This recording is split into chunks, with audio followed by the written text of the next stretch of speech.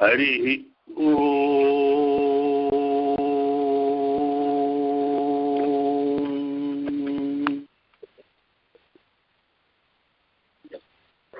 అస్మద్గురుభ్యో నమః. శ్రీమతే రామానుజాయ నమః. ஆழ்வார் எம்பெருமானார் ஜீயர் திருவடிகளே சரணம். யஸ்துதிம் யதிபதி பிரசாதினிம் யதிபதி பிரசாதினிம் யாஜஹாரஜிராஜவிம்சதிம் தம் பிரபன்னஜனசாதகம்புதம் நௌமி சௌம்யவரயோகி புங்கவம். శ్రీమాధవంగ్రిజలజద్వయ నిత్య సేవా ప్రేమా విలాసజ పరంకుశ పదభక్తం కామాదిదోషహరం ఆత్మపదాశ్రితానం రామానుజం యతిపతిం ప్రణమామి మూర్ధ్నా. అస్మద్గురుభ్యో నమః. శ్రీమతే రామానుజాయ నమః. శ్రీమన్నారాయణ చరణౌ శరణం ప్రపద్యే. శ్రీమతే నారాయణాయ నమః. ஆழ்வார் எம்பெருமானார் ஜீயரு திருவடிகளே శరణం. పరమ పూజ్య భాగవతోత్తములారా, ఈనాడు మరొకసారి మనవాళ మహామునుడు భగవద్ రామానుజుల వారి విషయంలో కృప చేసినటువంటి యతిరాజ వింశతి అనే స్తోత్రం యొక్క వైభవాన్ని సేవించబోతున్నాం.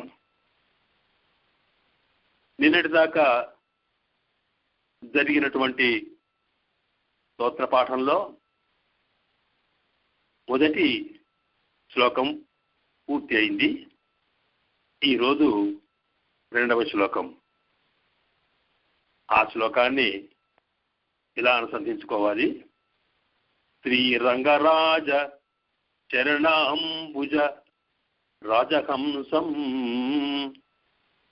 శ్రీరంగరాజ చరణాంబుజ రాజహంసం.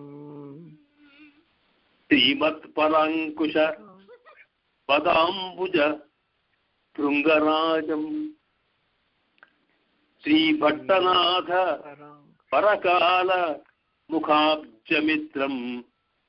శ్రీవత్స చిన్న శరణం యతిరాజమీడే. శ్రీరంగరాజ చరణంబుజ రాజహంసం. శ్రీమత్పరంకుశ పదాంబుజ భృంగరాజం. శ్రీభట్టనాథ పరకాల ముఖాబ్జమిత్రం. శ్రీవత్స చిన్న శరణం యతిరాజమీడే. ఇదిగో ఇది మన యతిరాజ వింశతిలో రెండవ శ్లోకం. మొదటి శ్లోకంలో రామానుజం యతిపతిం ప్రణమామి మూర్ధ్నా అని పరమాచార్యులైన భగవద్ రామానుజులకు శరణాగతి చేశారు శ్రీమన్ మనవాళ మహామనులు. ఈ రెండవ శ్లోకంలో భగవద్ రామానుజులకు భగవంతుని విషయంలో, ఆచార్యుల విషయంలో, అలాగే భాగవతోత్తముల విషయంలో కూడా ఉన్నటువంటి భక్తి శ్రద్ధలను, వారిని ఆశ్రయించిన వారి పట్ల రామానుజుల వారికి గల కృపను తెలుపుతూ, వారి కళ్యాణ గుణాలను స్తుతిస్తూ మనవాళ మహామునులు ఈ శ్లోకంలో రామానుజుల వారిని శరణాగతి చేస్తూ ప్రార్థిస్తున్నారు. ఇంతకు ముందున్న మొదటి శ్లోకము అలాగే ఈ రెండవ శ్లోకము రెండూ కలిపి భగవద్ రామానుజుల వారి శ్రీపాదాలలో శ్రీ వరవరమునుడు చేసినటువంటి శరణాగతి అని చెప్పుకోవాలి. శరణాగతి ఎందుకు చేయడం అంటే, ఆచార్య కటాక్షం కలిగితేనే ఈ జీవి ఉజ్జీము పడతాడు. ఆచార్యుడి యొక్క అనుగ్రహం కలిగితేనే పరమాత్మ అనుగ్రహం కూడా మన మీద కలుగుతోంది. అందువల్ల ముందుగా ఆచార్యుణ్ణి శరణాగతి చేసి, ఆచార్య నీ కృప మా మీద నిరంతరం ప్రసరిస్తూ ఉండాలి అని ప్రార్థించడం అనేది మనకు తెలపడం కోసం శ్రీ వరవరములను ముందుగా ఈ 2 శ్లోకాల్లో వారిని శరణాగతి చేశారు. ఈ 2 శ్లోకాలు కూడా యతిరాజ వింశతికి ఉపోద్ఘాతం, అంటే ఇంట్రడక్షన్ లాంటివన్నమాట. అసలు స్తోత్రం అందులో శ్రీ మనవాల మహామునుడు తాము అందించవలసిన దివ్య సందేశం మనకు 3వ శ్లోకంతో ప్రారంభమవుతుంది.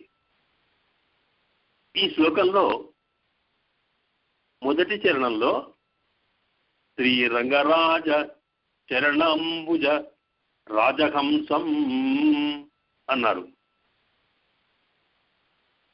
ఈ 4 చరణాల్లో కూడా యతిరాజుల గురించే వారిని సంబోధిస్తూ పలకడం జరుగుతోంది. అందుకే చివరిలో యతిరాజం ఈడే అన్నారు. ఈడే అంటే నేను స్తోత్రం చేస్తాను.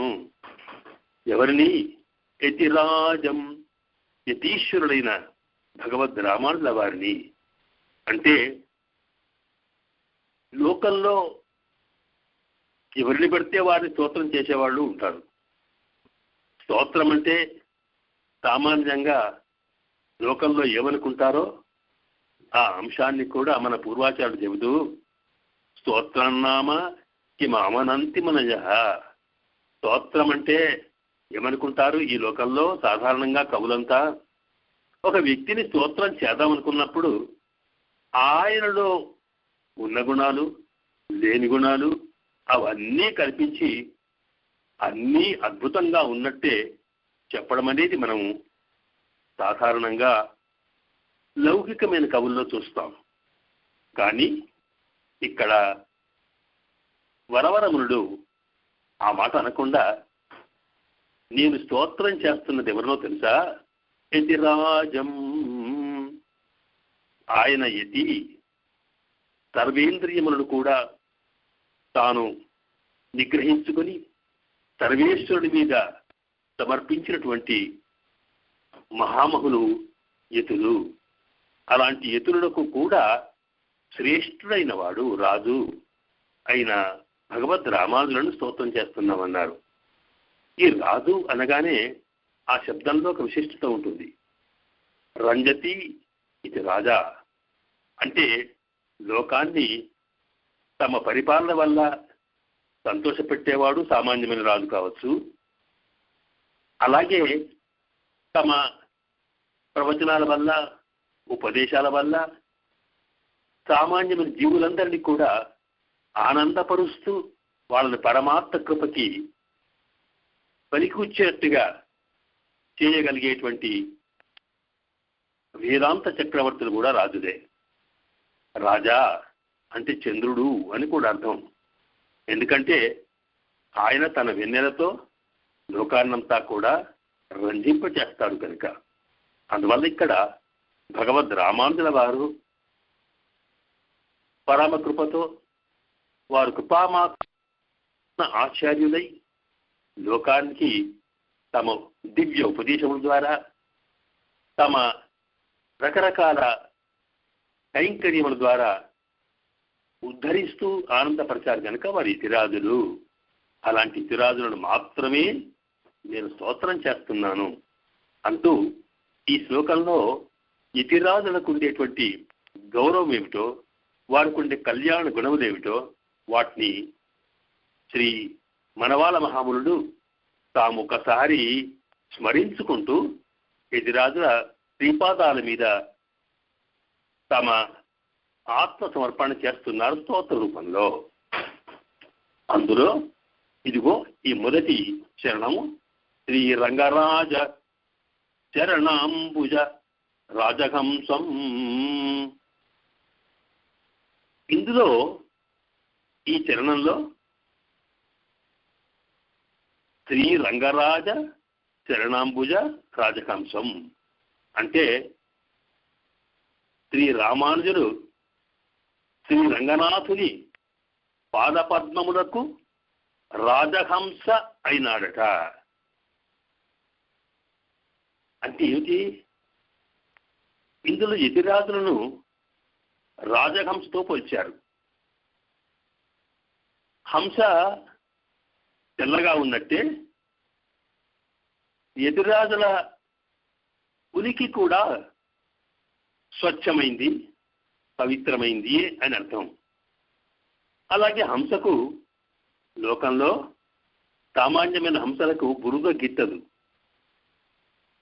అట్లాగే హంస వంటి రామానుజులకి ఉపనిషత్ వాక్యములకు అపార్థములు కలగచేసి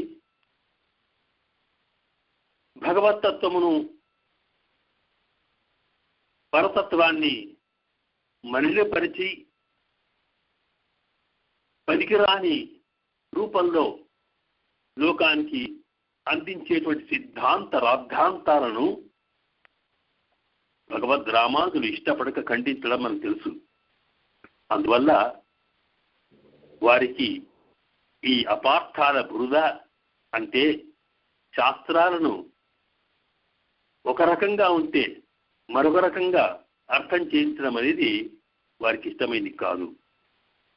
అలాగే హంస నీళ్లు కలిసిన పాలను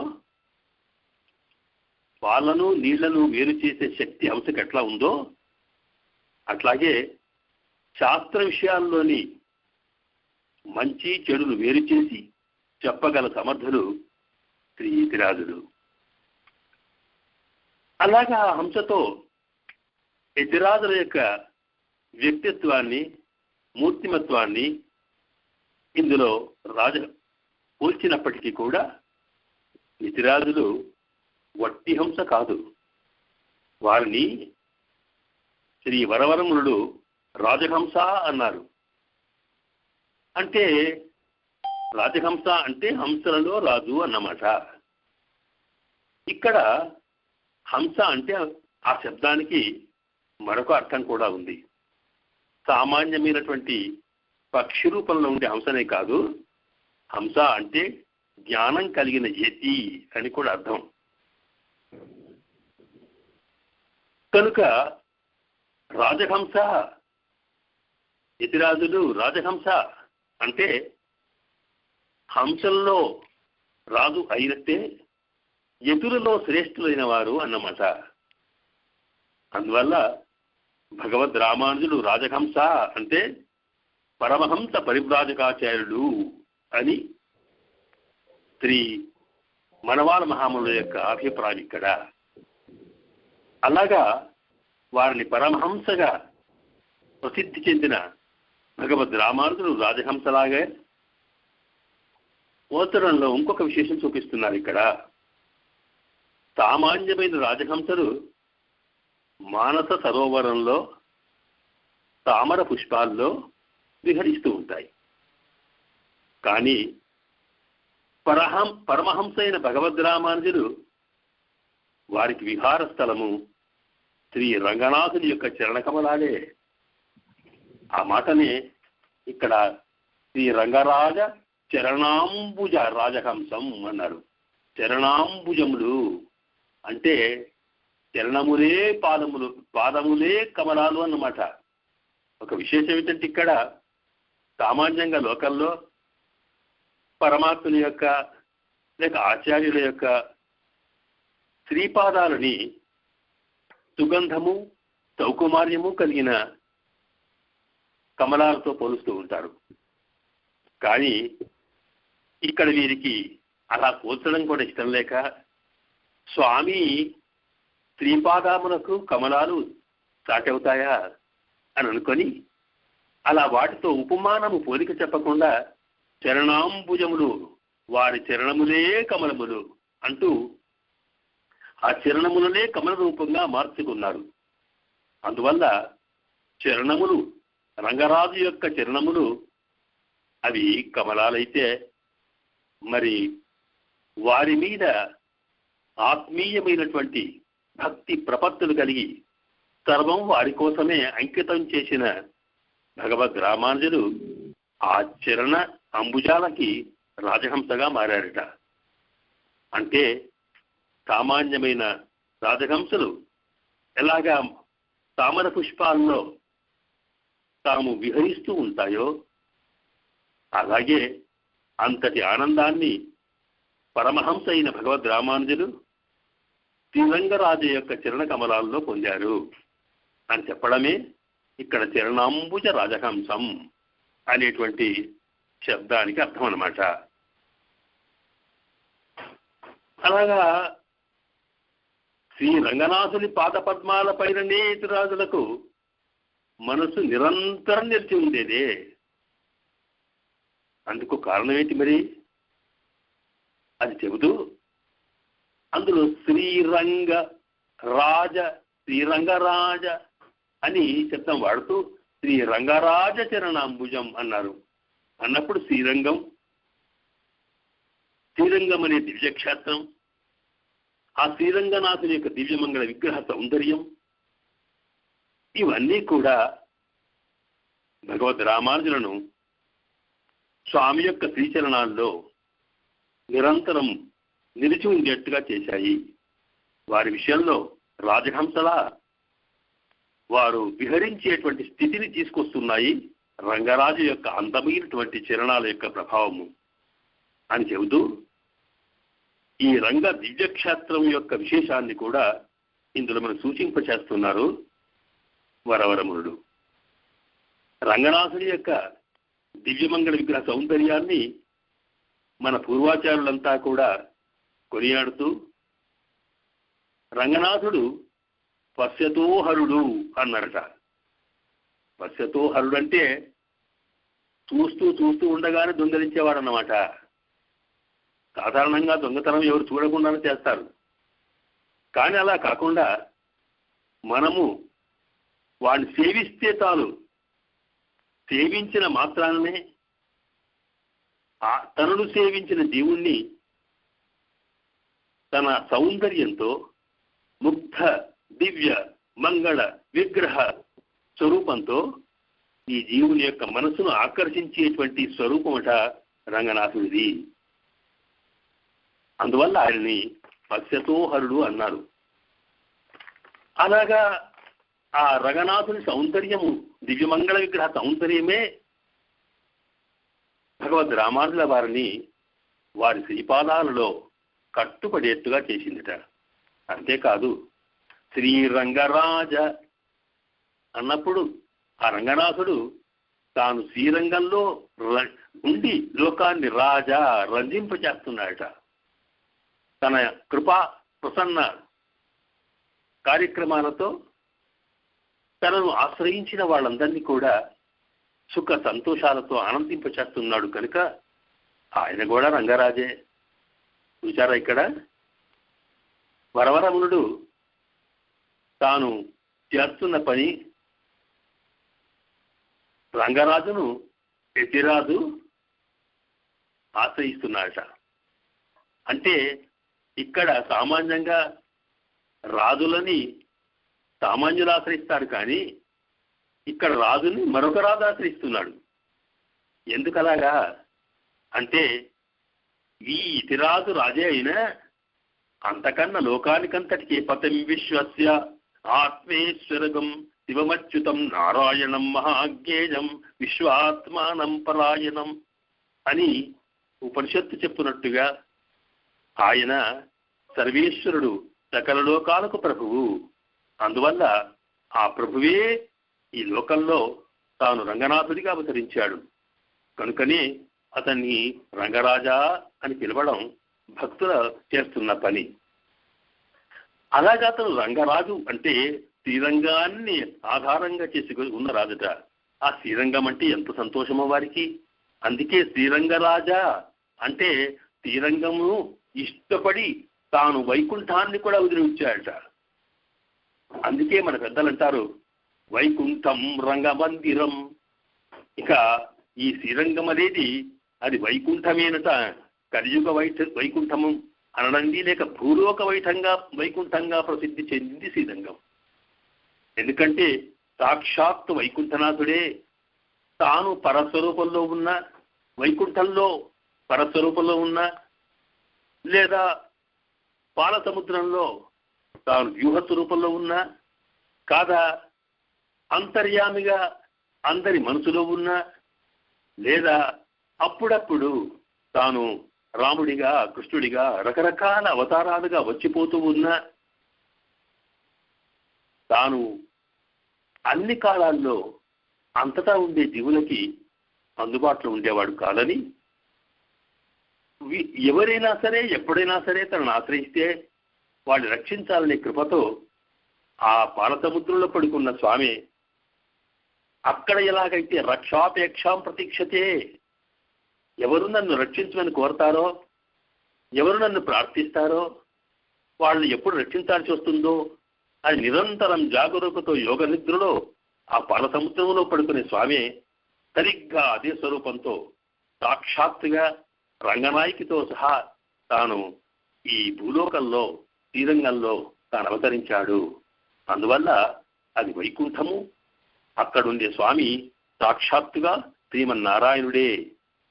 అందువల్ల ఆ నారాయణుడే తాను లోకానికి జీవులందరికీ కూడా సులభంగా అందడం కోసం అర్చామూర్తిగా శ్రీరంగంలో అవతరించాడని భగవద్ రామానుజుడు చాటి చెప్పినట్టు, ఈ మాట ఎవరో చెప్పడం కాదు, భగవద్ రామానుజుడే స్వయంగా ఈ మాట లోకానికి అందించినట్టు భగవద్ రామానుజుల కాలంలో వెంచేసి ఉంది. రామానుజులకు అంతరంగ శిష్యులుగా ఉన్నటువంటి శ్రీరంగస్తముధనార్ అని తిరునామం కలిగిన పెద్దలు రామానుజ నూత్రందాది అనే దివ్య ప్రబంధాన్ని రచించిన వారు అందులో ఆ రామానుజ శ్రీ సూక్తిని, రామానుజుల వారు రంగనాథుడు వైకుంఠం నుంచి వేంచేసిన విషయాన్ని ఆ ప్రబంధంలో పేర్కొన్నారు. కనుక సాక్షాత్ వైకుంఠనాథుడే ఇక్కడికి వచ్చినప్పుడు వైకుంఠనాథుడు ఎక్కడుంటే అది వైకుంఠం. అందువల్ల అంతటి శ్రీరంగము యొక్క వైభవం ఉంది కనుకనే ఆ శ్రీరంగంలో స్వయంగా తాను వేంచేసి ఉన్నారు భగవద్ రామానుజుడు. అక్కడున్న స్వామి అర్చామూర్తి అన్నమాట నిజమే, కానీ అర్చామూర్తులు అనేక రకాలుగా ఉంటాయి.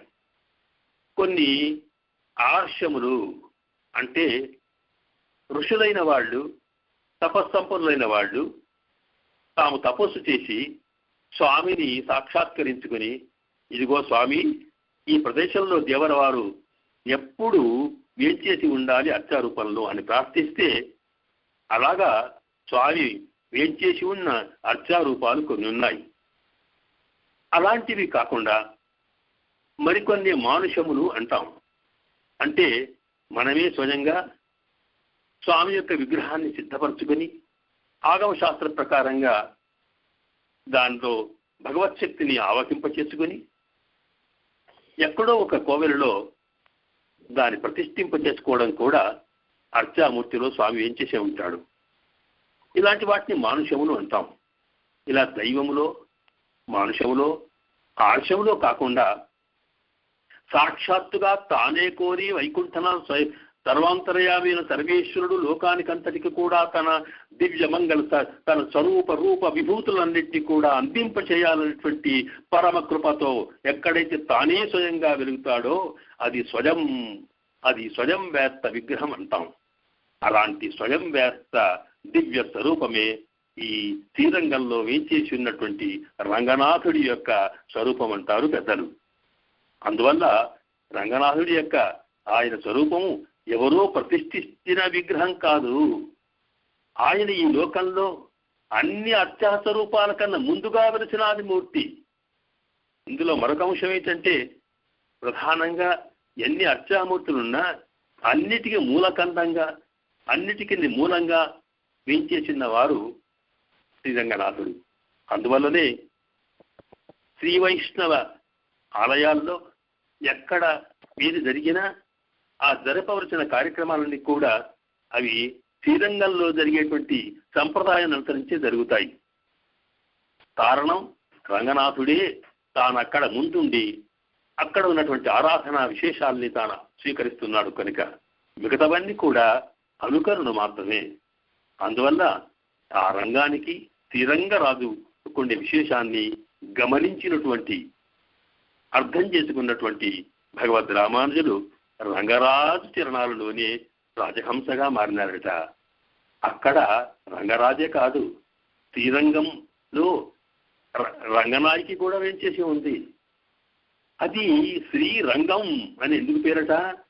శ్రీ అంటే అమ్మ లక్ష్మీదేవి, శ్రీ ఆమె కట రంగస్థలమట. ఏమిటా రంగం? ఆమె కార్యరంగాన్ని రూపొందించుకునేటువంటి స్థలం.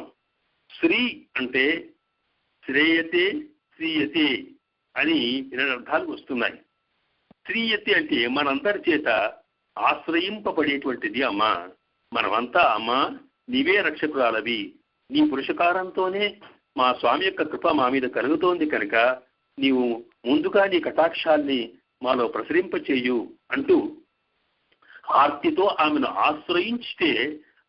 ఆశ్రయిస్తాం కనుక మనందరి చేత ఆశ్రయింపబడుతోంది కనుక ఆమెకు శ్రీ అని పేరు, శ్రీయతే అని అర్థం. అలాగే మన ప్రార్థనని తాను శ్రవణం చేసి అదే అంశాన్ని శ్రీ రంగనాథుడికి, శ్రీమన్నారాయణుడికి తాను వినిపిస్తోంది. ఆయన కరుణాకటాక్షాలు మన మీద పడేట్టుగా చేస్తుంది, మనం చేసే దోషాన్ని క్షమించేట్టుగా చేస్తుంది, మన విషయంలో స్వామికి వాత్సల్యము కృప కలిగేట్టుగా చేస్తుంది కనుక ఆయనకు వినిపిస్తుంది కనుక మన మొరను వినిపిస్తుంది కనుక దానికి ఆయనకి ఏమిటి ఆయనను వినిపించడం కోసం ఆయననే ఆశ్రయిస్తుంది కనుక శ్రేయతే అంటే శ్రీ అని 2 అర్థాలు ఇక్కడ ఉన్నాయి. అందువల్ల ఈ లోకంలో ఉండే మనని మన చేత ఆరాధన పొంది మన చేత ప్రార్థన పొంది మనను ఆశ్రయిస్తే తాను ఆశ్రయింపబడి మన యొక్క కోరికల్ని రంగనాథుడికి వినిపింపు చేయడం కోసం ఆ స్వామి వైకుంఠం నుంచి సాక్షాత్తుగా వేంచేసినప్పుడు తాను కూడా ఇక్కడ రంగనాయకిగా అర్చారూపంలో వేంచేసి ఉన్న స్థలం ఇది. అందుకొరకే దీనికి శ్రీరంగం అంటే అమ్మవారి కార్యస్థలం అన్నమాట, అమ్మవారికి ఆనందాన్ని కలిగజేసే రంగస్థలం అన్నమాట. ఇటువంటి దివ్యక్షేత్రంలోనే ఆ కరుణామూర్తి కృప మన లోకానికంతా అందుతూ ఉన్నది. ఇలాగా శ్రీరంగరాజుగా వేంచేసి ఉన్నటువంటి శ్రీయపతుల విషయంలో అక్కడ వేంచేసి ఉన్నటువంటి భగవద్ రామానుజులు తమ ఉనికిని దృష్టిలో పెట్టుకొని అలాగే మనందరి వైపు నుంచి కూడా భగవద్ రామానుజ సంబంధీకులందరి వైపు నుంచి కూడా ఆ స్వామి చరణాల్లో శరణాగతి చేసినారు. భగవద్ రామానుజుల వారు కృప చేసినటువంటి గద్యత్రయం 3 గద్యాలు ఉన్నాయి. అందులో రంగరాజు శ్రీరంగనాథుడి గురించి చేసిన ప్రార్థనలో భాష్యకారుడు శ్రీమన్నారాయణ తవ చరణారవిందయుగళం శరణం ప్రపద్యే అని ఇతిరాజులు శ్రీ రంగనాథుని శ్రీచరణాల్లో శరణు వేడారు. ఆ వేడిన వారి యొక్క ప్రార్థనను అంగీకరించినటువంటి వారితో స్వయంగా సంభాషణ జరిపినటువంటి అర్చాస్వరూపంలో ఉన్న రంగనాథుడు వారు చేసిన శరణాగతి గద్యలో వారి శరణాగతిని అంగీకరించి భాష్యకారే ఇదిగో యావత్ శరీరపాతం అత్రైవ శ్రీరంగే సుఖమాస్వా అంటూ వారు స్వయంగా తమ శ్రీసూక్తిని అమృతవాక్కును వారికి అందిస్తూ ఆశీర్వదించారట. అంటే ఏమిటి? స్వామి భాష్యకార ఇతిరాగా ఈ లీలా విభూతిలో మీరు వేంచేసి ఉన్నంత కాలం ఈ శ్రీరంగంలోనే ద్వయానుసంధానం చేస్తూ భగవత్ కైంకర్యానందం అనుభవిస్తూ అలాగే వేంచేసి ఉండండి, సుఖమాస్వ సుఖంగా వేంచేసి ఉండండి అంటూ రంగనాథుడు అనుగ్రహించినట్లు మనకు భగవద్ రామానుజుల వారి శరణాగతి గద్యలో తెలుస్తూ ఉంది. ఈ రకంగా అందుకే శ్రీ రామానుజులు శ్రీ రంగరాజ పాదపద్మాలకు రాజహంస అయినారన్నమాట. అది ఇతిరాజుల ప్రగాఢమైన భగవద్భక్తికి నిదర్శనం. కనుక దీనిలో ఈ మొదటి చరణంలో భగవత్ రామానుజుల వారికి శ్రీ రంగరాజ చరణాంబుజ రాజహంసం అనేటువంటి చరణంలో స్వామికి భగవద్ విషయంలో కలిగిన ప్రతిపత్తి, దాంతోపాటు స్వామి భగవత్ సేవలో నిమగ్నమైన తత్వం ఈ మొదటి చరణం ద్వారా మనకు వరవరములను కృప చేశారు. అయితే ఇక రెండవ చరణంలోకి వెళ్తే శ్రీమత్ పరంకుశ పదాంబుజ భృంగరాజం అన్నారు. వారట రామానుజుల వారు రంగనాథుని విషయంలో రాజహంస అయితే, ఇక్కడనేమో పరాంకుశుడు అంటే నమ్మాళ్ళు వారు, వారికే శతగోపులు అని పేరు.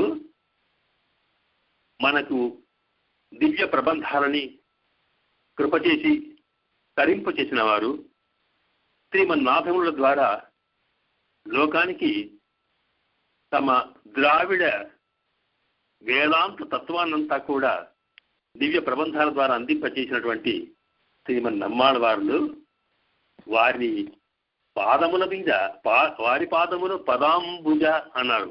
అంటే అవి కూడా కమలాలేనట. ఆ కమలాలకు భృంగరాజం అన్నారు. భృంగం అంటే తుమ్మెద అని అర్థం, భృంగరాజం అంటే గండు తుమ్మెద అని అర్థం అన్నమాట. అక్కడ రంగరాజు యొక్క శ్రీచరణాలలో విహరిస్తే అంటే విశ్రాంతి తీసుకుంటే, ఇక్కడ పరాంకుశుల యొక్క శ్రీపాదములనే కమలాలలో ప్రవహించేటువంటి తేనెను ఆస్వాదిస్తూ ఉన్నారట. అంటే వారు చేసే సాపాటు ఇక్కడ, వారు తీసుకునే విశ్రాంతి అక్కడ. అంటే తమకి ధారక పోషక భోగ్యమైనటువంటి వస్తువు పరాంకుశులు కృప చేసిన దివ్య ప్రబంధాలు తిరువాయిముజి వంటివి. అవి అందులో ఉన్నటువంటి సారాంశాన్ని వారు గ్రహించి తద్వారానే పరమాత్మ తత్వాన్ని లోకానికి అందించే ప్రయత్నం చేశారు కనుక, అంతేకాదు వారి దివ్య శ్రీసూక్తి నిరంతరం వారు మనసులో భావించుకుంటూ అనుసంధించుకుంటూ ఉన్నారు కనుక, అనుసంధించిన కొలది అది భక్తామృతం భక్తామృతం విశ్వజనానుమోదనం అని చెప్పుకున్నారు. నమ్మాళ్ళవార్ల యొక్క శ్రీ సూక్తిలోని తిరువాయిముజుల వైభవాన్ని భక్తులందరికీ అమృతం అన్నారు.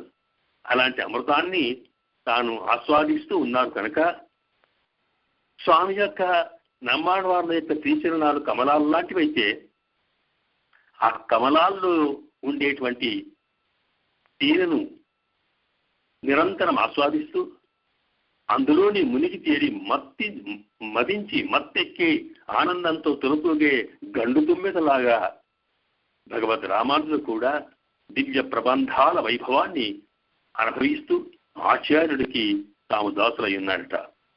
అలాగా ఈ రెండవ చరణం భగవద్ రామానుజులకు పరమాచార్యుడైన శ్రీమన్నమ్మాళ్ళవార్ల మీద ఉన్నటువంటి ఆత్మీయతను, అనురక్తిని,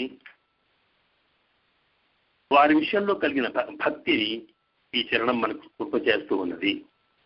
అంటే ఇక్కడ భగవద్భక్తికి రెండవ మెట్టుకు దిగామన్నమాట. అది మనం తర్వాత వివరించుకుందాం. అలాగే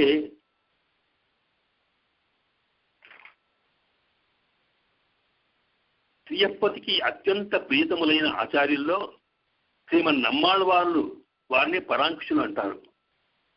శ్రీ యతిరాజులకు శ్రీమత్ పరాంకుశుల విషయంలో గల అత్యంత ప్రేమ తెలుపుతూ శ్రీ వరవరమునులు అన్నది శ్రీమత్ పరాంకుశ పదాంబుజ భృంగరాజం అన్నమాట. అయితే ఒక విశేషం ఉంది ఇక్కడ. మొదటి చరణంలో శ్రీ రంగరాజ అని శ్రీ శబ్దంతో ప్రారంభించారు. అలాగే మూడవ చరణంలో శ్రీ భట్టనాథ పరకాల ముఖాబ్జమిత్రం అని శ్రీ తోటే ప్రారంభించారు. నాలుగవ చరణంలో కూడా శ్రీవత్స చిన్న చరణం అని శ్రీయే ఉన్నది. కానీ ఈ మొదటిది మూడవది నాలుగవది అయిన ఈ 3 చరణాలలో శ్రీ శ్రీ మాత్రమే ఉంటే, మరి రెండవదైన పరాంకుశం చెప్పేటప్పుడు శ్రీమత్ పరంకుశ పదంబుజ భృంగరాజం అని శ్రీమత్ అనే శబ్దాన్ని వాడాడు.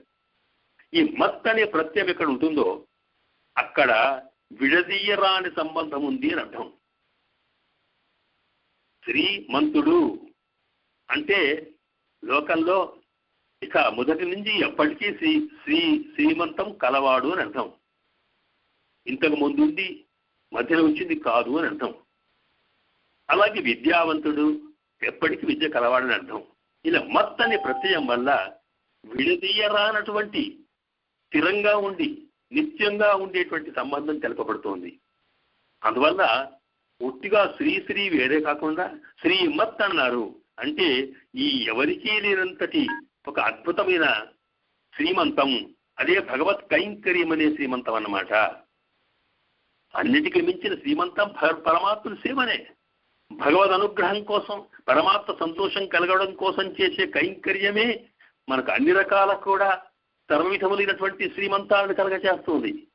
అది నిరంతరం కలిగి ఉన్నవారు శ్రీమన్నామాళ్వార్లు.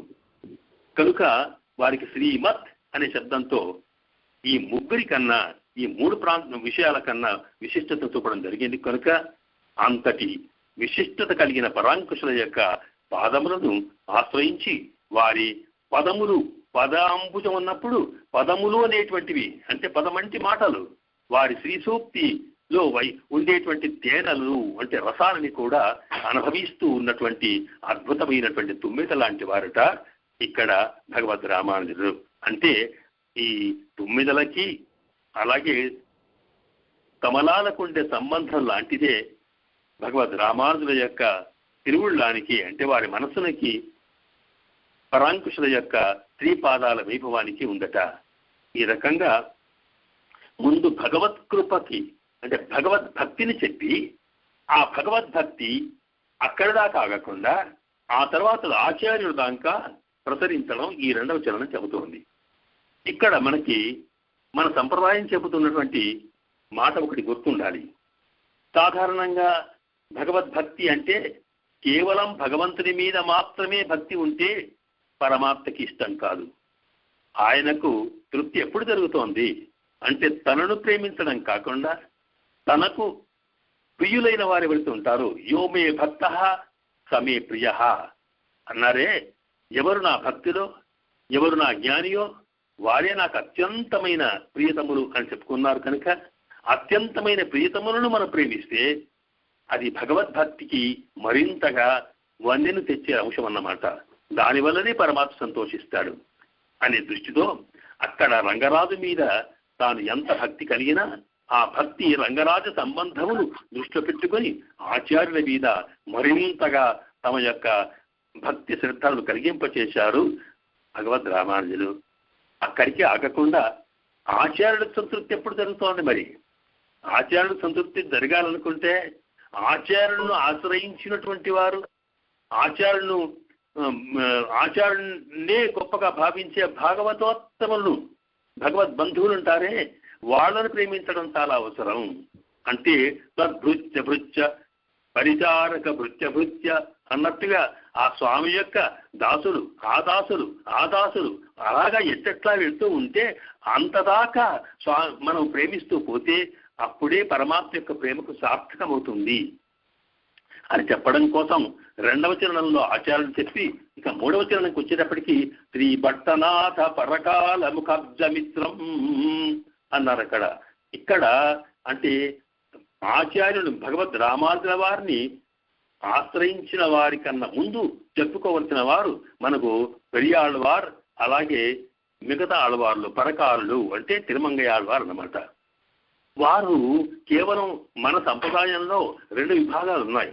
ఒకటి ఆళ్వార్ విభాగం అని, 2వది ఆచార్య పరంపర. ఆళ్వార్ పరంపరలోనేమో శతగోపులు మొదలుకొని నమ్మళ్వారు మొదలుకొని భూతం సరచ్చ భగదాత్మయ భట్టనాథ శ్రీ భక్తిసార కులశేఖర యోగివాహాన్ భక్తాంగ్రేయుడు పరకాల యతీంద్ర మిశ్రాన్ అన్నట్టుగా అక్కడి నుండి అంటే మనకి ముగ్గురు ఆళ్వార్లను మొదలుకొని మొత్తం 10 లేక 12 మంది ఆళ్వార్ల యొక్క పరంపర మనకు ఒకటి ఉంది. అది కూడా మనకు ప్రాప్యమే. అలాగే మనకు ఆచార్య పరంపరలో కూడా పూర్వాచార్య సంపదలో చూసినప్పుడు అస్మద్ గురుభ్యో నమః మొదలుపెట్టి మనమైతే ఆచార్య పరంపరను 11 గురు పరంపర ప్రభావాల్లో చెప్పుకుంటామో ఆ ఆచార్య పరంపర కూడా మనకు ప్రార్థనీయమైనదే. కనుక ఈ ఇద్దరు కూడా మన సంప్రదాయానికి ముఖ్యులైనప్పుడు ఇక్కడ ఆశ్రయించేటప్పుడు ఇద్దరు కూడా సర్వేశ్వరునికి 2 కన్నులు లాంటి వారట. ఈ ఇద్దరు కనిపించడానికి వీరిద్దరు చెప్పినటువంటి శ్రీ సూక్తినే మనం ఉభయ వేదాంతం అంటాం. అంటే కళ్ళు రెండైనా చూపు ఒకటే ఎట్లాగో ఇలాగా మనకు ఉభయ వేదాంతములు అంటే సంస్కృత వేదాంతము ద్రవిడ వేదాంతంగా చెప్పుకోబడినప్పటికీ అంటే ఉపనిషత్తులు మొదలగు వాటితో పాటు ఇక్కడ ద్రవిడ ప్రబంధాల్లో చెప్పిన నమ్మాళ్వారు లాంటి శ్రీశుక్తిలో చెప్పిన విషయాలు వేరువేరుగా కనిపించిన విషయం ఒకటే. అదేమిటి? శ్రీమన్నారాయణుడే పరతత్వం, ఆయన ఆశ్రయించడమే ప్రధానం అనేటువంటి విషయం ఒకటే. కనుక ఈ 2 ఉభయ వేదాంతములు అంటే 2 రకాల చెప్పబడిన వేదాంతములు చెప్పిన విషయం ఒకటే అనేది చెప్పడం కోసం అది దృష్టిలో పెట్టుకున్నప్పుడు ఈ రెండింటిని కూడా అలంకరించాలి. కనుక ఇక్కడ మొదట మనకి ఆచార్యుల యొక్క వైభవాన్ని చెప్పి ఆ తర్వాత భట్టనాథ పరకాల చింద్ర మిశ్రాన్ అనే దాంట్లో ఆళ్వార్ల యొక్క వారి యొక్క ముఖ వికాసం కోసము వారికి ఆనందం కలిగేటువంటి కైంకర్యాన్ని కూడా భగవద్ రామానుజులు చేశారట. ఇక్కడ ఏం చేశారు అంటే ఇక్కడ భట్టనాథులు అంటే పెరియాళ్వార్లు అన్నమాట. ఈ పెరియాళ్వార్లు ప్రధానమైన అంశం ఏమిటంటే శ్రీమన్నారాయణుడే పరతత్వం అనేది వారు వాదించి నిరూపించినారనేది మనకు పల్లాండులో తెలుస్తూ ఉంది. అంతేకాకుండా భగవత్ సర్వేశ్వరుని యొక్క దివ్యమంగళ విగ్రహానికి వాడి సౌకుమార్యానికి ఎలాంటి లోటు రాకుండా దృష్టి దోషం కలగకుండా ఎప్పుడూ రక్షింపబడాలి అంటూ అత్యంతమైనటువంటి ఆదరణతో ప్రేమతో పెరియాళ్వార్లు మన స్వామి వైకుంఠనాథునికి శ్రీమన్నారాయణుడికి తాను మంగళాశాసనం చేశాడు పల్లాండుగా. ఇలాగా పెరియాళ్వార్లు చేసేవి 2 పనులు. ఒకటి శ్రీమన్నారాయణుడే పరతత్వమని నిరూపించడం, అలాంటి పరతత్వానికి మంగళాశాసనం చేయడం. ఇవి వారే కాకుండా లోకమంతా చేయాలని చెప్పే ఎక్కడ తిరుపల్లాండుల వారందరినీ పిలిచి ప్రార్థిస్తారు. అలాగా వారు కోరిన కోరిక ప్రకారమే భగవద్ రామానుజుల వారు శ్రీభాష్యాది గ్రంథాలను రచించి తద్వారా విశిష్టాద్వైత సిద్ధాంతంలో ప్రత్యేకంగా శ్రీ వైష్ణవ సంప్రదాయ నిర్మాణాన్ని చేస్తూ దాంట్లో పరమాత్మ ఉపనిషత్ సిద్ధాంతంలో ఉపనిషత్తులు చెప్పినటువంటి పరతత్వం శ్రీమన్నారాయణుడే అని నిరూపించారు. అంతేకాదు ఆ శ్రీమన్నారాయణుడే ఈ లోకంలో రంగనాథుడిగా అత్యావతారాలు వేంచేశాడు అని కూడా అందరికి చెబుతూ ఆ రంగనాథుని యొక్క దివ్యమంగళ విగ్రహాన్ని ఎప్పుడు కూడా మంగళాశాసనం చేస్తూ ఉండాలని చెప్పి వివిధ కోవెల్లో ఉండేటువంటి అర్చామూర్తులకి మంగళాశాసనం కూడా చేశారు వారు. ఈ రకంగా వారు పెరియాళ్వార్లకు సంతోషాన్ని కలగచేసేటువంటి వారు ఆజ్ఞా రూపములైనటువంటి పరతత్వ నిర్ణయం, అలాగే దివ్యమంగళ విగ్రహాలకు మంగళాశాసనం చేయడం అనేది తాము చేయడమే కాక తమను ఆశ్రయించిన వారంతా కూడా పరమాత్మకి మంగళాశాసన తరుడుగా చేయడంలో వారు చేసిన కృషి వల్ల వారికి ఎంతో ఆనందం కలిగిందట. కనుక వీరు భట్టనాథులకి వారికట శ్రీ పెరియాళ్వార్ల యొక్క ముఖ కమలాలకి సంతోషం చేసేటువంటి సూర్యుడు లాంటి వారట. ముఖాబ్జమిత్రం, ముఖముని అబ్జము, కమలానికి మిత్రుడు అంటే 2 అర్థాలు ఇక్కడ. మిత్రం అంటే మిత్ర అంటే సూర్యుడు అని అర్థం అనమాట. కనుక సూర్యుని యొక్క కిరణాలకి కమలాలు ఎట్లా విప్పుకొని వికసించి సంతోషపడతాయో అలాగే ఈ భగవద్ రామానుజుల వారు చేసినటువంటి కైంకర్యానికి ఆనందంతో ముఖ వికాసం కలిగిందట పెరియాళ్వార్లకు. అలాగే పరకాలు అంటే తిరుమంగయ్య వాళ్ళకు కూడా అంతే జరిగింది. తిరుమంగయ్య వాళ్ళు రంగనాథుడి యొక్క ఆలయంతో పాటు ఎక్కడెక్కడ ఆలయాలు ఉన్నాయో జీర్ణ ఆలయాలు ఉద్ధరణ చేయడం అనేది ప్రధానంగా తిరుమంగయ్య వాళ్ళు చేసినటువంటి ప్రత్యేకమైన కార్యక్రమం. అలాగే వారికి సంతోషం కలిగేట్టుగా భగవద్ రామానుజుల వారు యావత్ భారతదేశాన్నంతా కూడా సంచరించి ఎక్కడెక్కడ ఆలయాలకు అవసరమున్నదో అక్కడ జీర్ణోద్ధరణ చేయించారు. ఈ జీర్ణోద్ధరణ చేయడం అనేది ఇది పరకాలునికి సంతోషాన్ని కలిగజేసే కైంకర్యమట. ఆ రకంగా వారు శ్రీ రంగనాథుని భక్తిని ఆచార్యుడి దాకా చంపడమే కాకుండా ఆళ్వార్లకి కూడా ఆనందం కలగజేస్తూ వారికి భక్తి ప్రపత్తులను ప్రకటించుకున్నారు అంటూ. అయితే ఒక విషయం ఇక్కడ ఆళ్వార్లు వేరు ఆచార్యులు వేరు అయినప్పటికీ కూడా శతగోపులు మాత్రము నమ్మాళ్ళు వాళ్ళు ఇద్దరి వైపు వస్తారు. అంటే అక్కడ ఆళ్వాళ్ళలో ప్రధానులుగా నమ్మాళ్ళ వాళ్ళు చెప్పుకోవడం ఎట్లాగో అలాగే ఆచార్యుల్లో కూడా ప్రధానమైన ఆచార్యులు శతగోపులే. అందువల్ల మనము అనుసంధించుకునేటువంటి గురు పరంపరలో 13 వాక్యాలు చెప్పుకుంటామో అందులో శ్రీమతే షడగోపాయ నమః అన్ని కూడా ఉంటుంది. కనుక ఇక్కడ ఈ 2 రకాల కూడా సందర్భాలు కలిగిన షడగోపుల యొక్క ప్రత్యేకతను కూడా మనకు 2వ వాక్యంలో చెప్పి ఆ 3వ వాక్యంలో ఆళ్వార్ల యొక్క విభాగం చెప్పారు. ఆ తర్వాత శ్రీవత్స చిన్న చరణం ఈ 3 కూడా చెప్పిన అంశం ఏమిటి? మొదటి 3 వాక్యాల్లో చెప్పిన ప్రధానమైన అంశం ఏంటంటే పరమాత్మ యొక్క భగవంతుని మీద భక్తి కలగడం సహజమే, మనందరికీ కూడా ఉంటుంది. కానీ ఆ భగవంతునికి భక్తి కలగడం అంటే భగవంతునికి సంతోషం కలగడం అనమాట. ఆ భగవంతుని సంతోషం ఎప్పుడు కలుగుతోంది అంటే భగవద్భక్తులని మనం ఆదరించినప్పుడు. కనుక భగవద్భక్తులను ఆదరించడం అంటే భగవంతునికి సంతోషం, ఆ సంతోషం కలగడమే భగవదారాధన. మరి అలాగా భగవద్భక్తులకి ఎప్పుడు సంతోషం కలుగుతుంది అంటే తమను ఎక్కడో సంసారంలో పడినటువంటి తమను రకరకాలుగా తీర్చిదిద్ది భగవత్ప్రియులుగా చేసి పరమాత్మకి అంకితమైన ఆత్మలుగా తీర్చిదిద్దిన మహోపకారం చేసిన ఆచార్యులకు ఆదరణ జరిగితే భాగవతోత్తములకు సంతోషం కలుగుతోంది. అందువల్ల అక్కడ భాగవతోత్తములకు సంతోషం కలిగితే పరమాత్మ సంతోషం కలుగుతుంది. భాగవతోత్తమ సంతోషం కలగాలనుకుంటే ఆచార్యుని ఆశ్రయించాలి. ఆచార్యుడికి సంతోషం కలిగితేనే వాడు కలుగుతుంది కనుక ఆచార్యుడిని ఆశ్రయించాలి. మరి ఆచార్యుడికి ఎక్కడ సంతోషం కలుగుతోంది అంటే ఆచార్యులు చెప్పినటువంటి ఆచార్యుడు చూపించినటువంటి పరమాత్మను మనం ఆశ్రయిస్తే అంటే ఇక్కడ చూచారా. అందువల్ల మనము ఆచార్య వైభవం తెలిసినప్పటికీ భగవంతుడికి సేవ చేస్తున్నామంటే ఆరాధన చేస్తున్నామంటే ఏ దృష్టితో చేస్తున్నామో తెలుసా అంటే మన తృప్తి కోసం కాదు, మనకు ఆచార్యులు చెప్పారు కనుక, ఆచార్యులు చూపించిన వస్తువు కనుక, ఆచార్యులు మనకు అందించినటువంటి ఒక దివ్యమైనటువంటి రత్నం కనుక ఆ స్వామికి సేవ చేస్తే తాము చెప్పిన మాటను వీళ్ళు అనుసరిస్తున్నారే, తాము ఉపదేశాన్ని ఆచరణపరుస్తున్నారని ఆచార్యులకు సంతోషం కలుగుతుందట. అందుకోసమే భగవంతుని యొక్క ఆరాధన మనం చేస్తాం. అంతే తప్ప అంటే భగవద్ ఆరాధన చేసినా భాగవత సేవ చేసినా ఏది చేసినా ఆచార్యుల యొక్క సేవలనే కలుగుతోంది కనుక ఇది దృష్టిలో పెట్టుకొని ఆచార్య తత్వాన్ని ఈ 3 అంటే ఈ శ్లోకంలోని 3 వాక్యాల్లో చెప్పి మరి అలాంటి ఆచార్యులుగా ఏర్పడిన వారికి ఉండవలసిన లక్షణం ఏమిటి అంటే పరమాత్మను ఆశ్రయించడమో భగవద్భక్తితో ఆచార్యులను సేవించడమో కాకుండా తనను ఆశ్రయించిన వారి పట్ల భగవద్భక్తిని ప్రసరింపచేస్తూనే వారి విషయంలో కృప, వారి విషయంలో ఒక విధమైనటువంటి వాత్సల్యం, వారి విషయంలో అనురాగం చూపడం అనేది కూడా ఆచార్యుడి యొక్క ముఖ్యమైన వృత్తి. అందువల్లనే వారిని భగవద్ రామానుజులను ఆశ్రయించినటువంటి శ్రీవత్స చిన్న చనులు, శ్రీవత్స చిందులోని పేరు కలిగినటువంటి కూరేశులు, కూరత్తాళ్వార్ అంటాం. వారు మహాపండితులై స్వామిని ఆశ్రయించిన వారు. శ్రీభాష్య రచనలో కూరత్తాళ్వార్ కూరేశులు భగవద్ రామానుజుల వారికి కుడిభుజంగా ఉండి అన్ని రకాలు తోపినటువంటి మహాపండితులు, వారు స్వామిని ఆశ్రయించిన వారు. అలాగే మరి ఎందరో స్వామి భగవద్ రామానుజుల యొక్క శ్రీపాదులను ఆశ్రయించిన వారు ఉన్నారు కనుక వాళ్ళందరి మీద కూడా శ్రీవత్స చిన్న చరణం అన్నారు. ఈ శ్రీవత్సం అనేది పరమాత్మ యొక్క సర్వేశ్వరుల యొక్క వక్షస్థలంలో ఉండేదైనా ఆ గుర్తుగానే కూరేశుల వారు యొక్క అవతారం జరిగిందని ఉద్దేశంతో కావచ్చు వారికి శ్రీవత్స చిన్న చెరువులు అనే పేరు పెట్టారు. వారు కూరేశ్వరులు అంటే కూరం అనేటువంటి గ్రామం నుంచి వారు అవతరించి వచ్చారు కనుక ఆ కూరేశ్వరులు అని పేరు.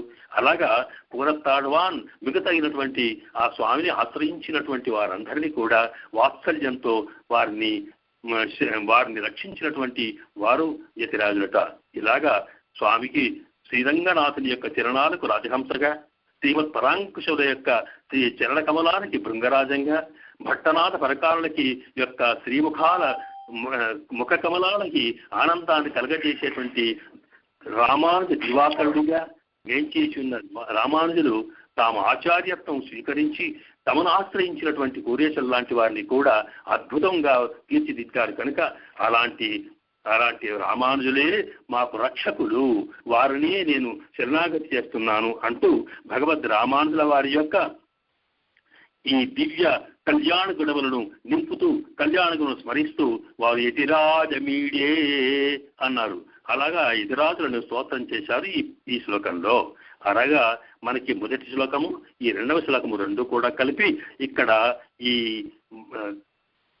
యతిరాజ వింశతి అయినటువంటి స్తోత్రానికి ఉపోద్ఘాతంగా లేదా శరణాగతిగా దానికి ఇంట్రడక్షన్ గా చెప్పడం జరిగింది. అసలు తత్వం అనేది వారు చెప్పినటువంటి అంశాలు ఏమిటి, శరణాగతి చేసి వారు చేసిన విజ్ఞాపన ఏమిటి, తద్వారా విషయాలు ఏమిటి అనేవి మనకి ఈ స్తోత్రంలోని 3వ శ్లోకం నుండి ప్రారంభమవుతుంది. అది మనం తర్వాత సేవించుకునే ప్రయత్నం చేస్తాం. జయ శ్రీమన్నారాయణ. శ్రీరంగరాజ చరణంబుజ రాజహంసం శ్రీమత్ పరంకుశ పరంకుశ పదంబుజ బృంగరాజం శ్రీభట్టనాథ పరకాల ముఖాబ్జమిత్రం శ్రీవత్త చిన్న చరణం యతిరాజమీడే. అస్మద్గురుభ్యో నమః. శ్రీమతే రామానుజాయ నమః. జయ శ్రీమన్నారాయణ.